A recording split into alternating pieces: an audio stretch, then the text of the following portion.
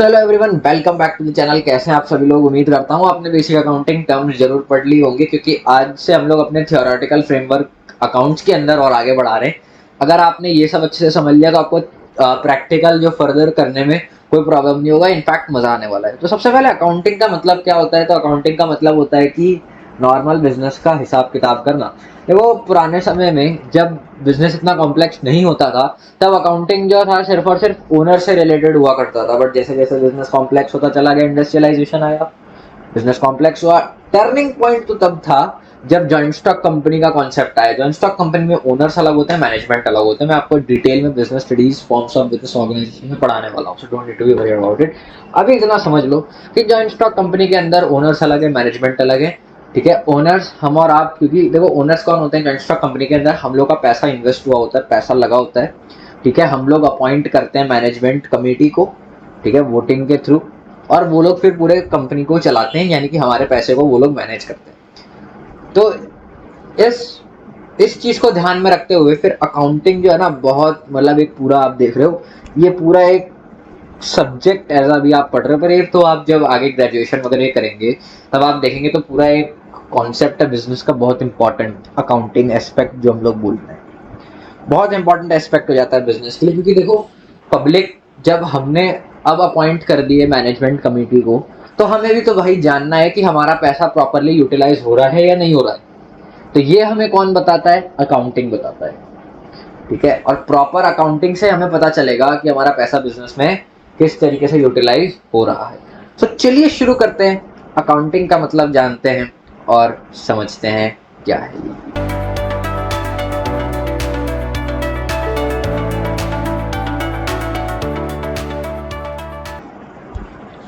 सबसे पहले देखिए, अकाउंटिंग जो जैसा लिखा है यहाँ पे, plays a vital role in running a business because it helps you to track incomes and expenditure.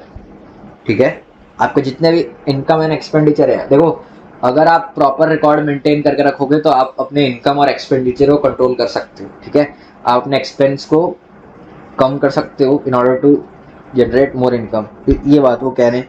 Ensure statutory compliance. देखो, प्रॉपर अकाउंटिंग करने से स्टैट्यूटरी कंप्लाइंस करने का मतलब है कंपलसरी बिजनेस के जो ऑब्लिगेशन है ना, उसका भी आपको पता रहेगा, क्योंकि आपके पास एक रिकॉर्ड है। ठीक है, आपको कब कब क्या लीगल ऑब्लिगेशंस करना है वो भी पता होगा।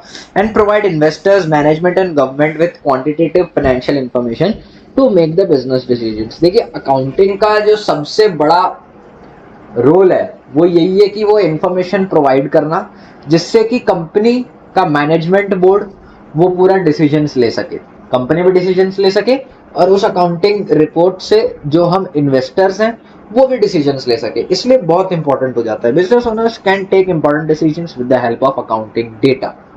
डिसीजन लेना है तो किस बेसिस पे लेना है? अकाउंटिंग डेटा के बेसिस पे लेना है। अगर आपके पास डेटा एक्यूरेट नहीं होगा, आप डिसीजंस प्रॉपर्ली नहीं ले पाओगे। तो बहुत इंपॉर्टेंट रोल प्ले करता है अकाउंटिंग हमारे बिजनेस के अंदर। Now, accounting is a systematic process of identifying, measuring, recording, classifying, summarizing, and interpreting and communicating financial information to the users. अब ये डेफिनेशन तो समझ ही नहीं आई होगी ना।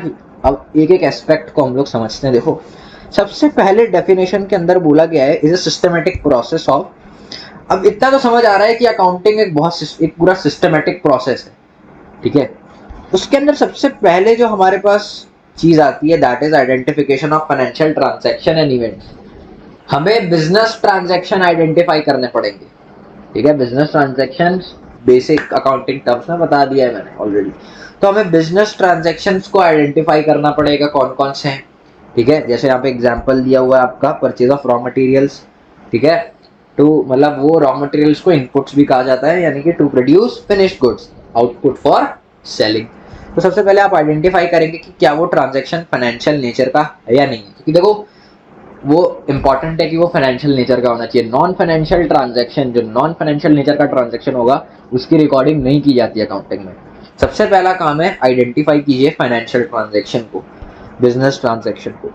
दूसरा पॉइंट है मेजरिंग करना। अब आपने बिजनेस ट्रांजैक्शंस को जो है मनी के टर्म्स में मेजर करते हैं आप लोग। ठीक है, क्योंकि देखो जैसे अब मैं आपको बोलूं कि मैं सामान लेके आ गया, ठीक है, सामान मैं लेके आया, तो इससे आपको क्या प्रॉपर कुछ पता चल रहा है? क्या सामान लेके आई है? आपको मैंने खाली इतना बताया कि मैं इतना सामान लेके आ गया, अब अपना कार डीलर वाला बिजनेस तो चल ही रहा है, आपका XYZ मोटर्स कंपनी है, ठीक है जी। आपने इतनी कार परचेजेस कर ली, तो सपोज मैं बोलता हूँ मैं 10 कार परचेज करके ले आया, मेरे को कैसे पता चलेगा वो 10 कार से मुझे कुछ प्रॉपर इन्फॉर्मेशन नहीं मिल रहा। अब आप मेरे को बताओगे कि ये 10 कार लेके आए हैं, पर कार की कॉस्ट इतनी है, कितनी, 10 लाख रुपए की एक कार है, तो 10 कार्स लेके आए यानी 1 करोड़ रुपए हो गए सीधे सीधे।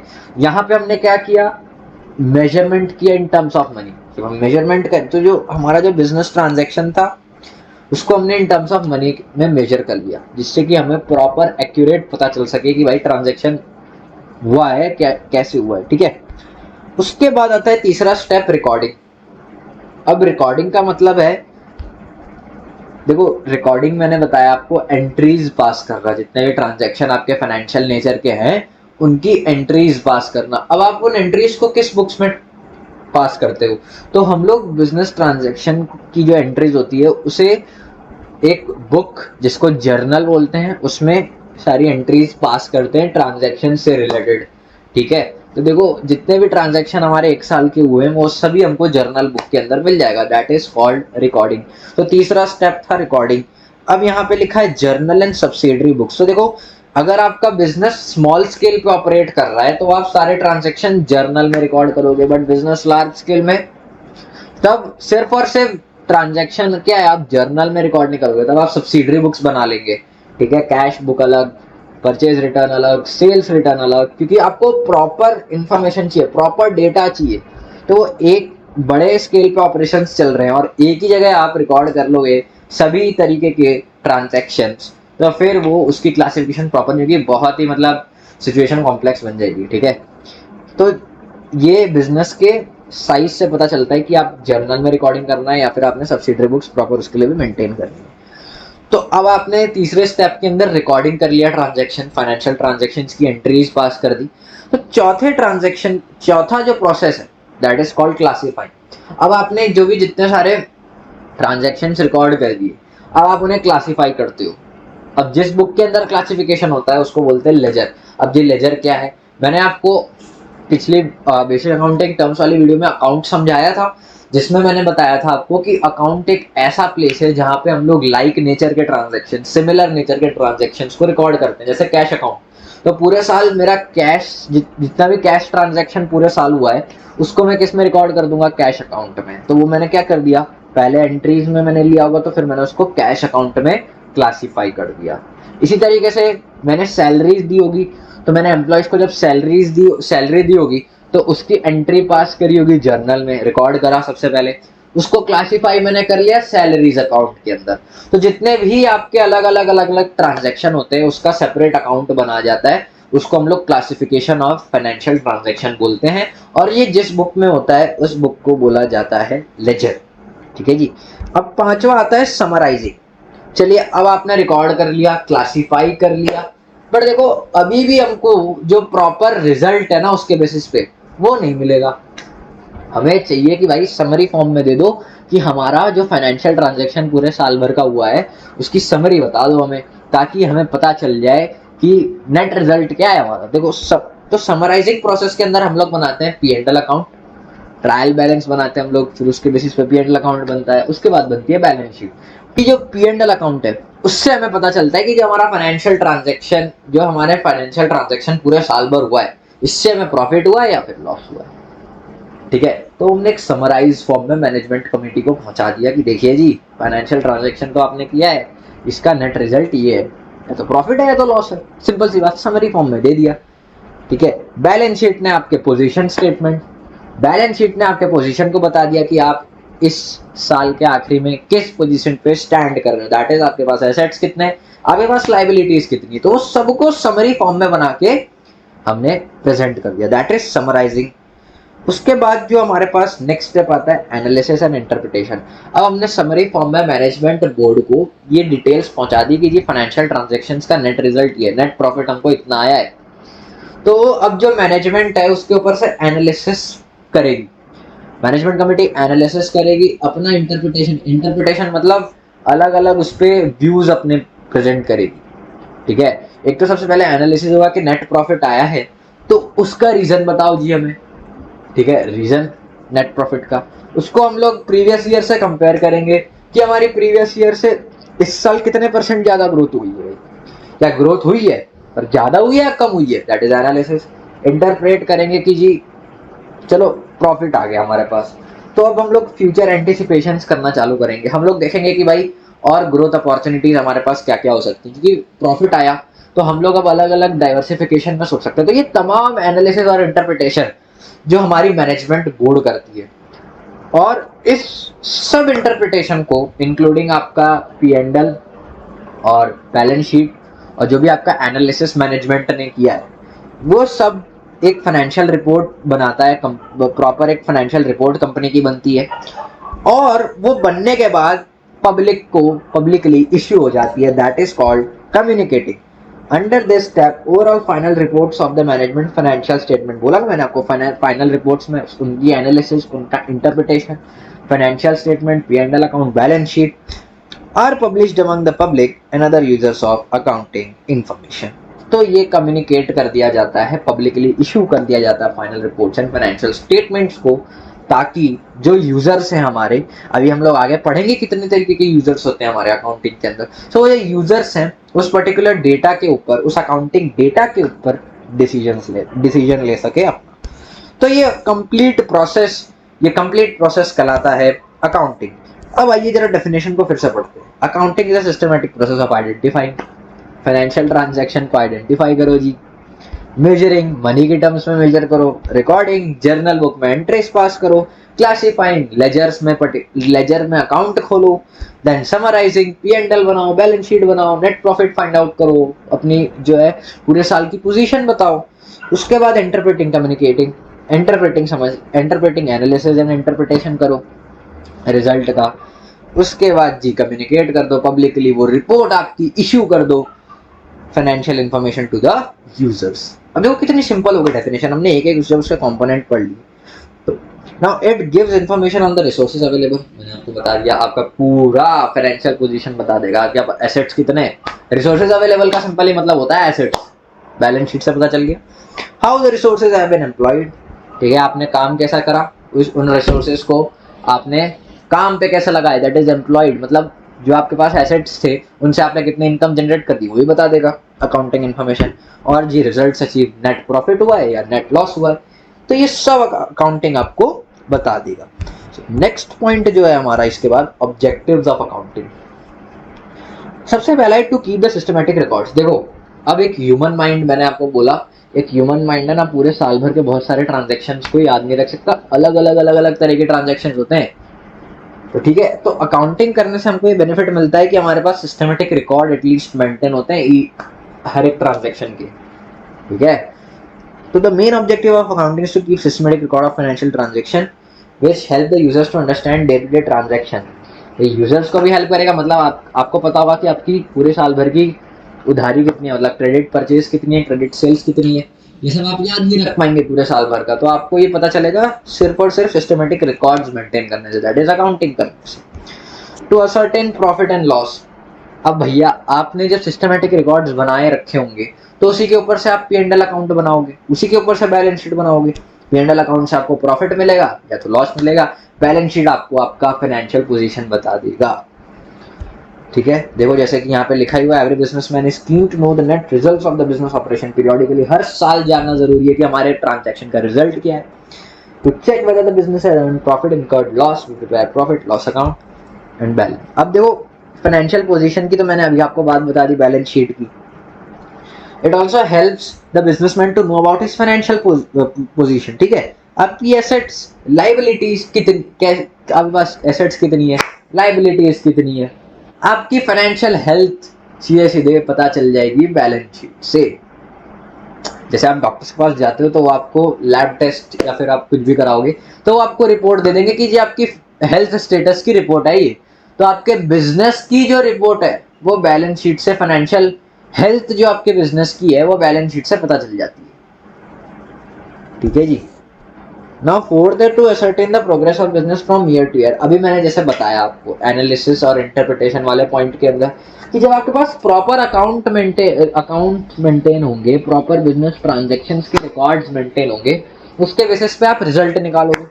अब जो आपका रिजल्ट आएगा आप उसको प्रीवियस रिकॉर्ड से कंपेयर कर सकते हो ना, आपके पास प्रीवियस रिकॉर्ड भी होंगे, अब आप उनसे कंपेयर कर सकते हो। जैसे फॉर एग्जांपल इस साल सैलरी हमने 1 लाख रुपए दी थी, पिछले साल हमने सैलरी 80,000 रुपए दी थी, तो इस साल 20,000 से सैलरी इंक्रीज हो गई।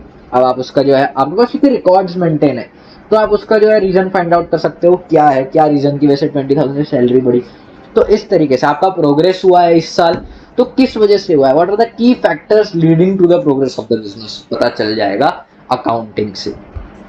To assist the management, management को असिस्ट करता है by analysing the financial data and providing interpretation in the form of reports.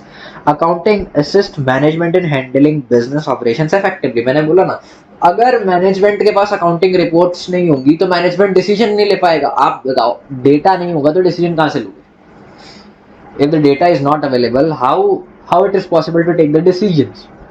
आपने भी देखो डिसीजन तो तभी लिया होगा ना जब आपका 10th का जब रिजल्ट आया, उसके बेसिस पे आपने डिसीजन लिया कि ये हमें कॉमर्स में आना है, ठीक है। अब रिजल्ट ही नहीं आता तो आप तो 10th में रह जाते।